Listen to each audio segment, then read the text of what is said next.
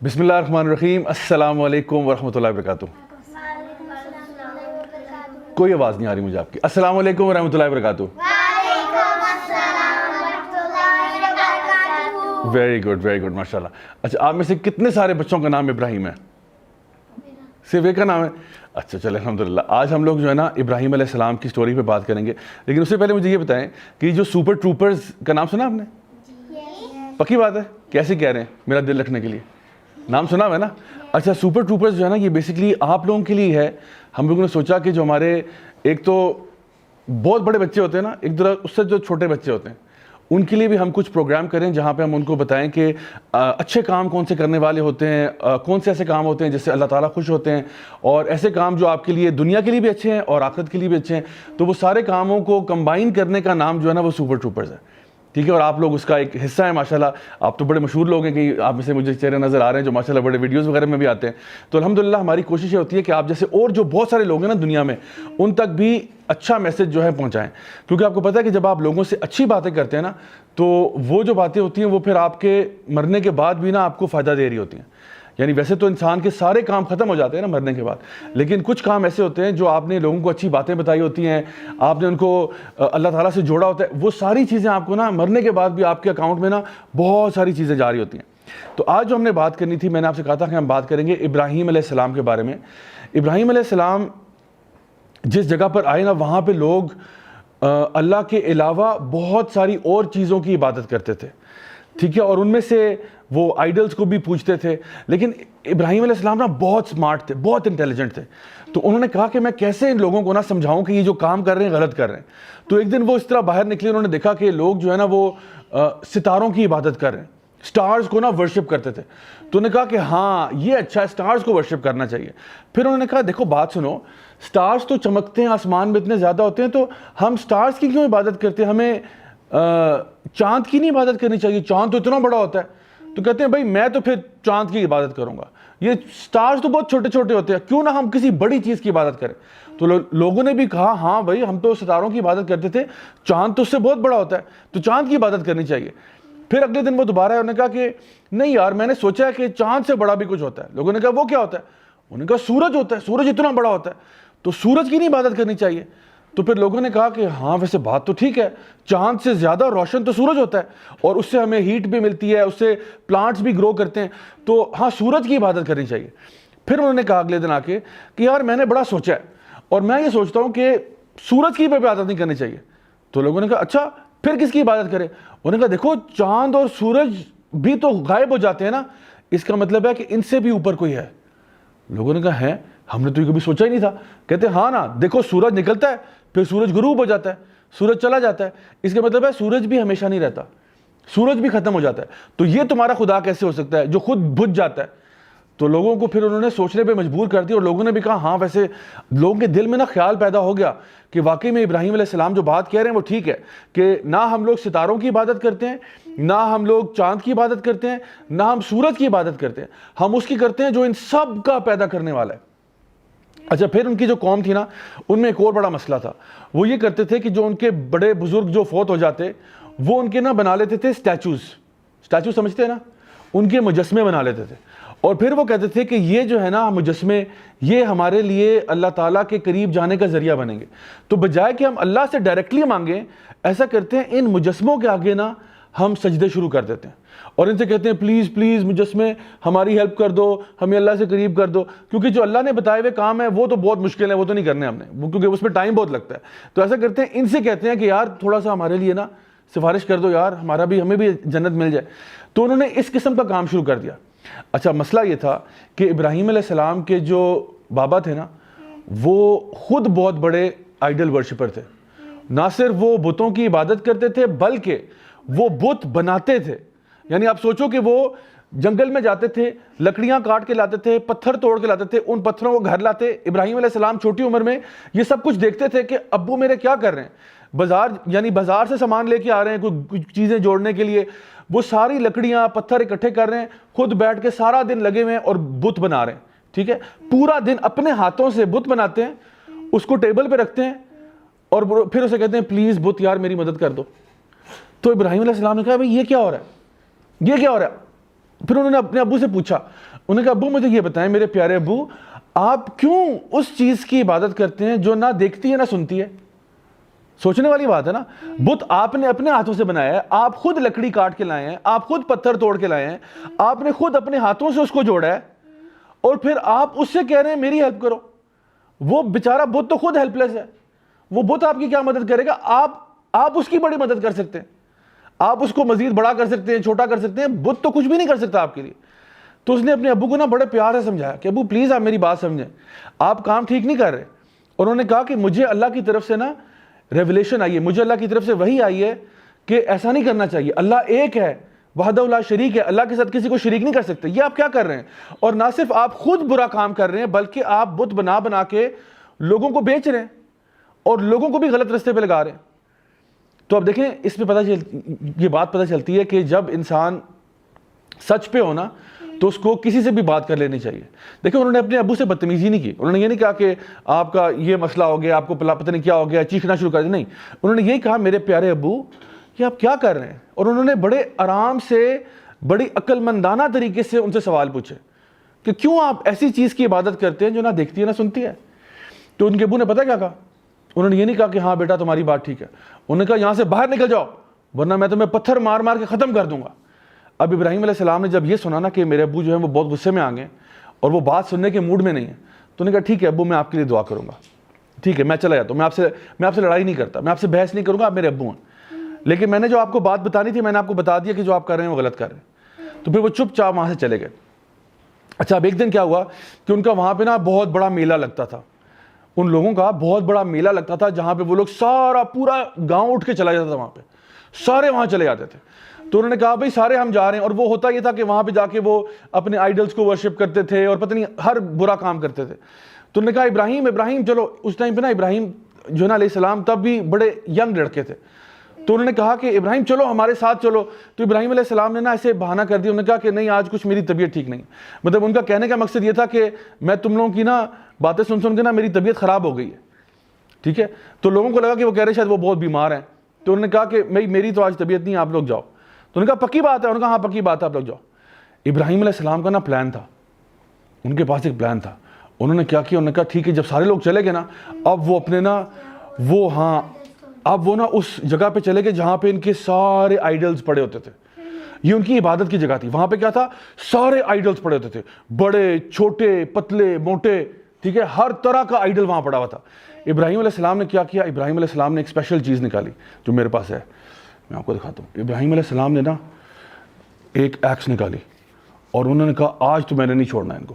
انہوں نے کیا کیا, سب سے چھوٹے سے سٹارٹ کیا, توڑنا شروع کیا, ٹھکا, ایک آئیڈل ٹوٹا, دوسرا اٹھا, ٹھکا, اس کو بھی توڑ دیا.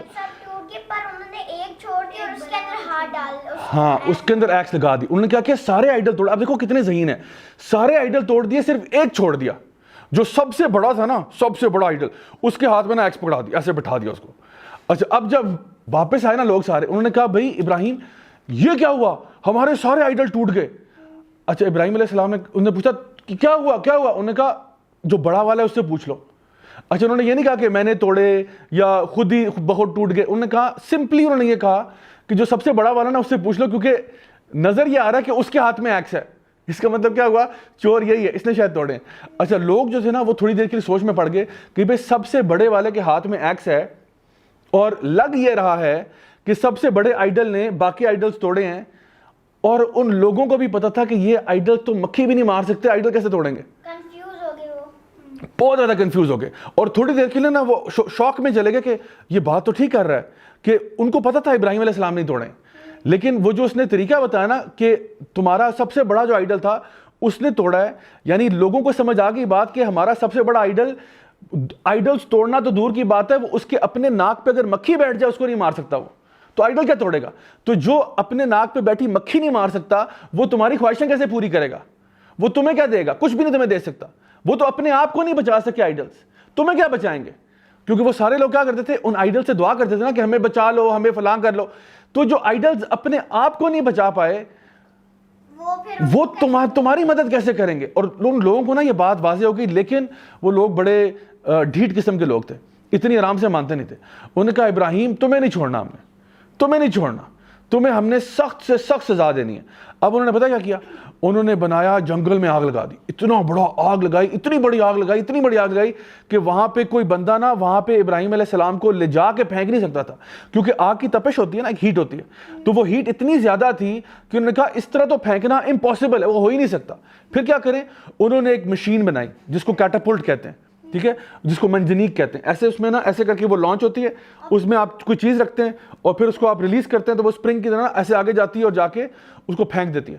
تو انہوں نے ایک پراپر ایک ڈیوائس بنائی جس میں ابراہیم علیہ السلام کو باندھ کے اس میں ڈال دیا, اور پھر انہوں نے کہا کہ ابراہیم اپنی بات سے پھر جاؤ, کہہ دو کہ جو نا اللہ ایک نہیں اور ہمارے آئیڈلز ٹھیک تھے.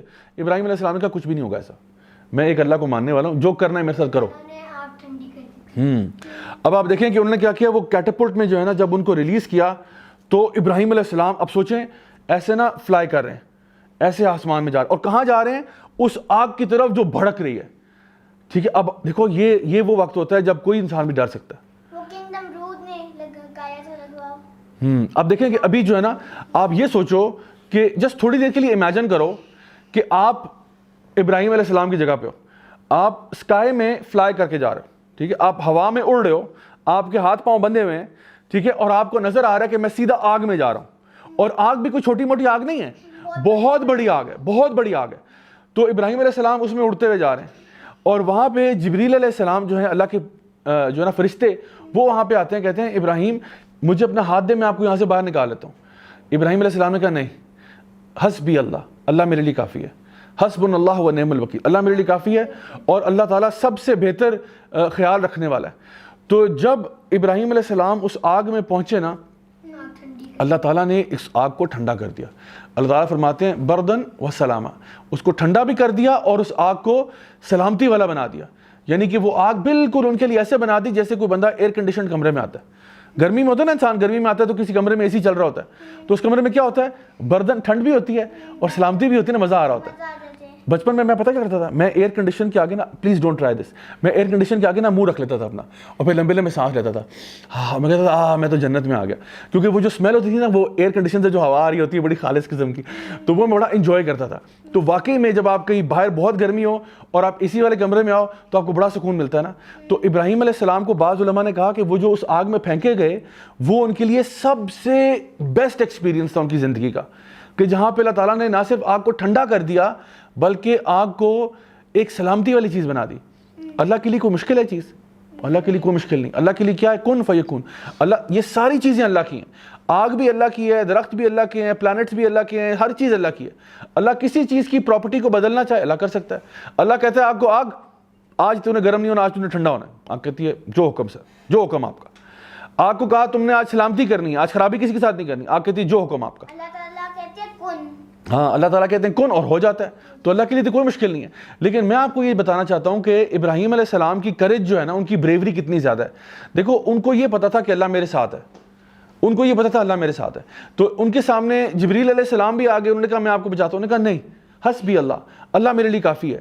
اس کا مطلب یہ ہوا کہ اچھا, ابراہیم علیہ السلام کو یہ نہیں پتا تھا کہ بھی جب میں آگ میں گروں گا تو پتہ نہیں اللہ تعالیٰ اوپر سے بارش برسائیں گے تو آگ بجھ جائے گی, یا کوئی ہوا کا جھونکا چلے گا جو آگ کو بجھا دے گا, یا زمین کھل جائے گی اور آگ کو نگل لے گی, یا یہ کہ اللہ تعالیٰ کسی اور اینیمل یا برڈ کے ذریعے مجھے وہاں سے اٹھا کے لے جائیں گے, یا کیا ہوگا, یا مجھے اللہ تعالیٰ ہوا میں روک لیں گے. ان کو نہیں پتا تھا کہ کیا ہوگا, لیکن ان کو یہ پتا تھا کہ جو بھی ہوگا نا, اللہ میرے ساتھ زیادتی نہیں کرے گا. بس ان کو یہ پتا تھا کہ جب میں اللہ کے بتائے ہوئے احکامات پہ چل رہا ہوں, جب میں اللہ تعالیٰ کی بتائی ہوئی باتوں کو پورا کر رہا ہوں, تو اللہ کبھی میرے ساتھ ظلم نہیں کرے گا, اللہ کبھی میرے ساتھ زیادتی نہیں کرے گا. اللہ میرے لیے کافی ہو جائے گا, اور اللہ میرے اوپر جو بھی پرابلمز آئے نا, اللہ ان کو دور کر سکتا ہے. تو مجھے کسی آئیڈل کی ضرورت نہیں ہے, مجھے کسی سورج چاند تارے کی ضرورت نہیں ہے, مجھے کسی فرشتے کی بھی ضرورت نہیں ہے. میرے لیے اللہ کافی ہے. اور اسی لیے ابراہیم علیہ السلام جو ہیں وہ اللہ کے خلیل تھے, اللہ کے بہت محبوب دوست تھے. اور اللہ تعالیٰ نے کیا کیا, ابراہیم علیہ السلام کو خود بچایا, آگ کو حکم دیا کہ ٹھنڈا ہو جا. اب میں آپ کو یہ سٹوری اس لیے آج میں نے بتائی ہے کہ ہماری لائف میں نا کبھی کبھار ایسا ہوتا ہے کہ ایسے واقعات آتے ہیں جہاں پہ ہمیں لگتا ہے کہ شاید ہم ڈر جاتے ہیں, ہمیں کسی چیز کا ڈر لگتا ہے. لیکن اگر آپ اللہ والے ہیں اور اللہ آپ کے ساتھ ہے, پھر ڈر آپ کو نہیں ہونا چاہیے, آپ کے دشمنوں کو ڈر ہونا چاہیے. جو لوگ بھی آپ کے خلاف کام کریں ان کو ڈر ہونا چاہیے, بھئی اس کے ساتھ تو اللہ ہے, ہم کہاں جائیں. کیونکہ جس کے ساتھ بھی اللہ ہوتا ہے نا وہ بہت سمجھو سپرمین بن جاتا ہے اور وہ بچ جاتے ہیں. جی, وہ ہمیشہ بچ جاتا ہے کیونکہ اللہ اس کے ساتھ ہوتا ہے. تو ہمیں یہ بات اچھی طرح سمجھ لینی چاہیے کہ جب بھی لائف میں کوئی پرابلم آتی ہے, کوئی ڈیفیکلٹی آتی ہے, کوئی مصیبت آتی ہے, ہمیں ہمیشہ کیا کہنا چاہیے؟ حسبی اللہ, اللہ میرے لیے کافی ہے. اور آپ خود سوچو, جس کے لیے اللہ کافی ہو جائے اس کی زندگی میں کوئی ٹینشن رہتی ہے؟ کوئی ٹینشن نہیں ہوتی. جس کے ساتھ اللہ ہو نا وہ پھر یہ نہیں کہتا کہ اللہ کو بتاتا ہے یا اللہ میری اتنی پرابلمز ہیں, یا اللہ میری اتنی پرابلمز ہیں. وہ اپنی پرابلمز کو بتاتا ہے, تمہیں پتہ ہے میرے ساتھ کون ہے؟ میرے ساتھ اللہ ہے. پھر اس کی پرابلمز ڈر جاتی ہیں, او نو اس کے ساتھ تو اللہ ہے, ہم کہاں جائیں. تو آپ سوچیں کہ جب آپ کے پاس یہ پاور ہو نا اندر سے کہ آپ کو پتہ ہے اللہ میرے ساتھ ہے, پھر آپ کو کوئی غم نہیں رہتا, پرابلمز کے لیے کوئی جگہ ہی نہیں رہتی پھر. جی اچھا, میں آپ کو نا آخر میں ایک دعا ہے, یہ دعا جو ہے یہ ابراہیم علیہ السلام کی دعا سے ملتی جلتی ہے. سورہ توبہ ہے قرآن مجید میں, سورہ نمبر 9, اس کی آخری آیت ہے. اس میں اللہ سبحانہ تعالیٰ فرماتے ہیں حسبی اللہ لا الہ الا ہو علیہ توکلت وہو رب العرش العظیم. کیا ہم کہتے ہیں اس میں؟ حسبی اللہ, اللہ میرے لیے کافی ہے. لا الہ الا ہو, میں کسی کی عبادت نہیں کرتا سوائے اللہ کے. لا الہ الا ہو علیہ توکلت, اور اللہ پر ہی جو ہے نا توکل کرتا ہوں, اللہ پہ بھروسہ کرتا ہوں. میں کیوں کرتا ہوں؟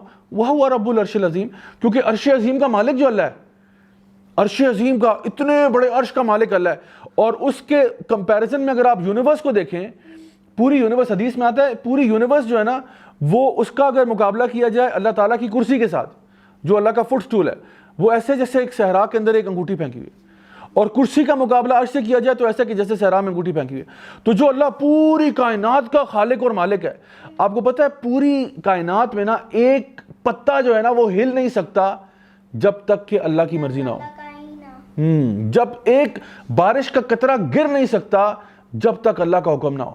آپ کو پتہ ہے ریت کا ایک ذرہ نہ لیفٹ رائٹ نہیں ہو سکتا جب تک اللہ کا حکم نہ ہو. تو اللہ تعالیٰ ان اللہ علی کل شیء قدیر, اللہ ہر چیز پر قادر ہے, ہر چیز پر قادر ہے. اللہ کا کنٹرول ہر چیز پر ہے. تو اگر میں اللہ کا دوست بن جاؤں تو بہت اچھی بات ہوگی, اور اللہ تعالیٰ آپ کو کافی چیزیں لے کے دے دیں گے. جی, پھر ایسی ایسی چیزیں آپ کی لائف میں ہوں گی نا کہ آپ خود پریشان ہوگے کہ امپاسبل چیزیں پاسبل ہو رہی ہیں. کیوں؟ کیونکہ اللہ آپ کے ساتھ ہے. پھر آپ کو کوئی ٹینشن نہیں ہے. میں آپ کو بتاؤں, اگر آپ کے ساتھ اللہ ہے نا اور دوسری طرف پوری دنیا کی فوجیں آ جائیں, پوری دنیا کی فوجیں, بڑے بڑے ٹینک لے کے آ جائیں, بڑے بڑے گنز لے کے آ جائیں, کلہاڑیاں لے کے آ جائیں, چاقو چھرے لے کے آ جائیں, پوری دنیا کی فورسز ایک طرف ہو جائیں اور ایک طرف آپ اکیلے ہو اور آپ کے ساتھ اللہ ہے, تو ان کے پاس طاقت ہے, آپ کے پاس طاقت ہے, آپ کے پاس ہے, کیونکہ آپ کے پاس اللہ ہے. ان کے پاس کیا؟ ان کے پاس ٹینک شینک ہیں, ان ٹینکوں کو نا ایک پھونک سے اڑا سکتے ہیں کر کے. آپ کو پتہ ہے جبریل علیہ السلام نے نا ایک پوری قوم کو, پوری بستی کو نا اپنے پر کی نوک پہ اٹھا لیا تھا, اپنے پر کی نوک پہ اٹھایا ایسے کر کے, ایسے اوپر لے کے اور پھر اس کو الٹا کر کے نا ڈرام سے دے مارا. کیوں؟ کیونکہ وہ اللہ تعالیٰ کی نافرمانی کرتے تھے. صرف جبریل علیہ السلام کو اللہ تعالیٰ نے حکم دیا ان کو تباہ کر دو. اچھا, اللہ تعالیٰ کو جبریل علیہ السلام کی بھی ضرورت نہیں, جبریل علیہ السلام کو تو یہاں پہ استعمال کیا گیا. اللہ تعالیٰ نے قومیں ایسے بھی برباد ہوئی ہیں صرف ہوا سے تباہ ہو گئی. قومیں جو ہیں وہ ایک ساؤنڈ سے تباہ ہو گئی, اتنی اونچی ساؤنڈ آئی جس طرح ڈز. لیکن آپ کو پتہ ہے کبھی کبھار ساؤنڈ جو ہے نا وہ بھی انرجی کریٹ کرتی ہے نا, ساؤنڈ ویوز ہوتی ہیں. تو ساؤنڈ سے قومیں تباہ ہوئی ہیں کہ اتنی اونچی چیخ کی آواز آئی کہ لوگ سارے کے سارے مر گئے. ایسا بھی ہوا کہ پانی پڑا ان کے اوپر, جس طرح نوح علیہ السلام کی قوم تھی نا ان پہ پانی گرنا شروع ہو گیا. ویسے تو پانی بڑا اچھا ہوتا ہے, آسمان سے بارش ہو رہی ہے, آپ کہتے ہو واؤ اتنا زبردست بات ہے, زیادہ نکل گیا کہ فلڈ بن کے سب ڈراؤن ہی. جی, تو اللہ تعالیٰ کے لیے نا کوئی مشکل نہیں ہے, اللہ کے لیے کوئی مشکل نہیں ہے کسی چیز کو کسی طرح بھی ہینڈل کرنا. اگر آپ اللہ تعالیٰ کے ساتھ دوستی کرتے ہیں الحمدللہ اللہ تعالیٰ آپ کی دنیا کو بھی سوار دیتا ہے اور آخرت تو سوارے گا ہی سوارے گا انشاءاللہ. سو اگر آپ چاہتے ہیں, پہلے یہ بتائیں آپ میں سے کتنے لوگ چاہتے ہیں کہ آپ بہادر ہوں؟ ایک بچہ نہیں چاہتا, آپ بھی چاہتے ہیں نا, اندر سے چاہتے ہیں, ہاتھ نہیں کھڑا کیا, ٹھیک ہے. اچھا, تو ہم چاہتے سارے, آپ ہاتھ نہیں کر لیں, ہم سارے چاہتے ہیں کہ ہم بہادر ہوں نا بڑے ہو کے. یہ تو کوئی نہیں چاہتا کہ ہم بڑے ہو کے ڈرپوک ہوں, کہ ہر وہ ڈرتے ہیں اوہ یہ نہ ہو جائے, اوہ وہ نہ ہو جائے. یہ تو نہیں ہم چاہتے, ہم چاہتے ہیں ہم بہادر ہو نا. تو بہادری کرنے کا میں آپ کو سب سے الٹیمیٹ فارمولا بتا رہا ہوں, وہ یہ ہے کہ جب آپ اللہ کے ساتھ ایمان ہوگا نا پھر آپ بالکل فیئر لیس ہو جائیں گے. پھر لوگ آپ سے ڈریں گے, کہیں گے اوہ یہ تو آ رہا ہے, اس کا تو اللہ میں بڑا ایمان ہے. جی,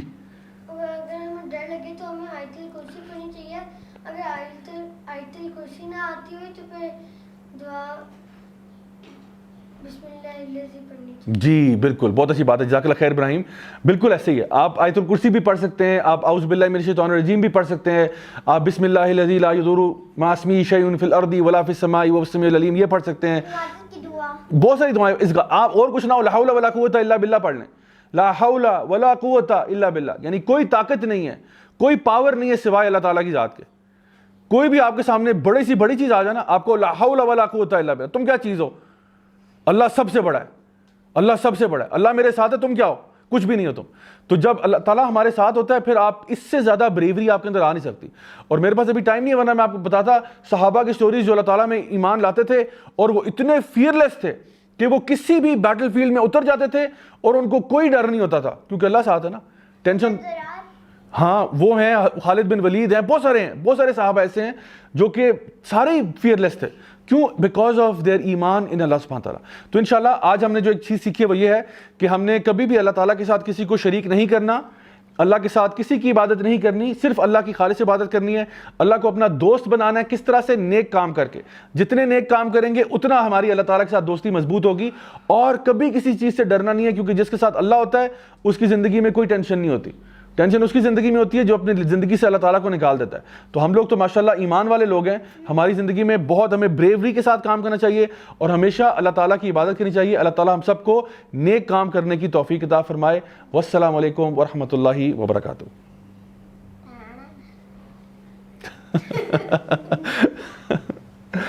ٹھیک ہے جی، جزاک اللہ خیر. کلاڑی